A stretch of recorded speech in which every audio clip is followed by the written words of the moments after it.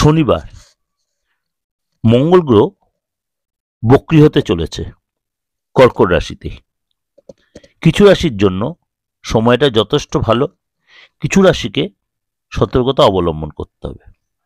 7ই December ভোর 5টা 1 মিনিটে মঙ্গল গ্রহ তার নিচ রাশি কর্কট রাশিতেই বক্রী হবে। সুতরাং সেখানে মঙ্গলে কিন্তু জ্যোতিষশাস্ত্রের আলাদা মাহাত্ম্য রয়েছে। এই মঙ্গল যখন বক্রী অবস্থায় থাকবে, কিছু রাশির জাতক জাতিকারা যথেষ্ট সুফল পাবেন। চলুন তাহলে জেনে নিই, কেননা এই মঙ্গল কতদিন আগে বক্রী থাকবে সেটা আগে জানি। 7ই ডিসেম্বর ভোর 5টা 1 মিনিটে মঙ্গল গ্রহ কর্কট রাশিতেই বক্রী হবে এবং এই 24শে ফেব্রুয়ারি 2025 পর্যন্ত 2025-এর 24শে ফেব্রুয়ারি পর্যন্ত মঙ্গল গ্রহ কিন্তু কর্কট রাশিতেই বক্রী অবস্থায় থাকবে। কর্কটেই 24শে ফেব্রুয়ারি 2025 পর্যন্ত কর্কটের। এর ফলে কিছু রাশির জন্য যথেষ্ট সময়টা ভালো। প্রথম রাশি হচ্ছে কর্কট রাশি। এই সময় কিন্তু আপনার কনফিডেন্স যথেষ্ট বাড়বে, কাজে যা যথেষ্ট ভালো ফল পাবেন। বহুদিন ধরে যদি কোনো সমস্যা চলছিল সেই সমস্যা আপনার মিটে যাবে, বাবা মায়ের আর্থিক সাপোর্ট পাবেন এবং বাবা মার সব রকম মেন্টালি সাপোর্টও পাবেন। রোমান্টিকতায় ভরে উঠবেন এবং পার্টনারের সাথে আপনার সময় ভালো কাটবে। এই সময় কিন্তু আপনার বিয়ের যোগাযোগ হলেও সেটাকে ফিরিয়ে দেবেন না, ভালো যোগাযোগ বা বিয়ে হতে পারে।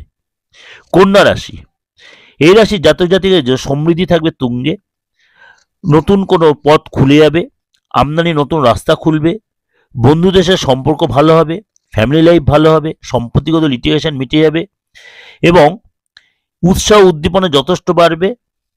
এই সময় কিন্তু আপনি চাকরিরত অবস্থারত প্রমোশন হতে পারে, শরীর স্বাস্থ্য ভালো থাকবে, দাম্পত্য জীবন যথেষ্ট সুখের হবে।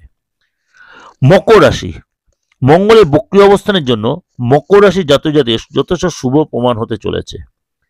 আপনার পরিশ্রমের ফল মিলবে, ব্যবসায়ীদের ভালো সময় চলবে।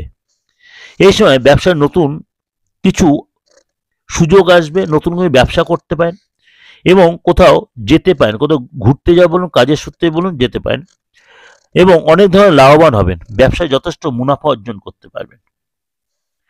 নেক্সট হচ্ছে মীন রাশি।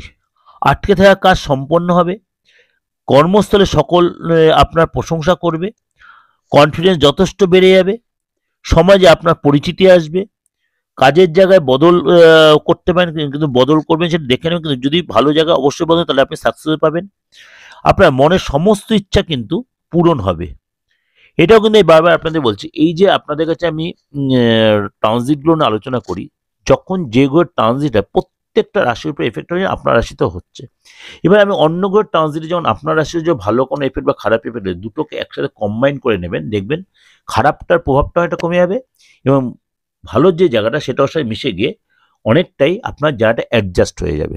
এটা সবসময় আপনাদের উদ্দেশ্যে আমি বলে রাখি, তাহলে আপনার কনফিউশনটা আপনাদের মধ্যে কেটে যাবে। কারণ গ্রহ রাশির সব গ্রহের ট্রানজিটে সবারই যে খারাপ হবে, সবারই যে ভালো হবে আর যে ভয় পাওয়ার মতো তা কিন্তু কখনোই এটা মনে করবেন না। কেননা যে গ্রহ ট্রানজিট হচ্ছে ভালো দিচ্ছে, আবার আরেক গ্রহ ট্রানজিট সেই জায়গাটা খারাপ হয়ে সবসময় সেটা অ্যাডজাস্ট হয়ে যায়। হ্যাঁ, খুব যদি মানে হ্যাবক কিছু ডিফারেন্স হয় তখন খারাপটা হয়, বা তখন হ্যাবক কিছু ভালো হয়। হ্যাবক মানে খুব গুরুতর খারাপ হতে গেলে অনেকগুলো গ্রহ একসাথে ট্রানজিট খারাপ দেখা যায়, তখন আপনার খারাপটা হবে, বা অনেকগুলো গ্রহ একসাথে ট্রানজিটটা যদি আপনার ভালো হয় তখন মানে অভূতপূর্ব তখন ভালো রেজাল্টটা পাওয়া যায়।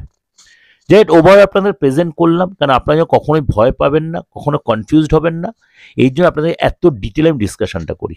ভালো থাকবেন, নমস্কার। যোগাযোগ করতে অবশ্যই বুকিং নিয়ে ফোন করেন।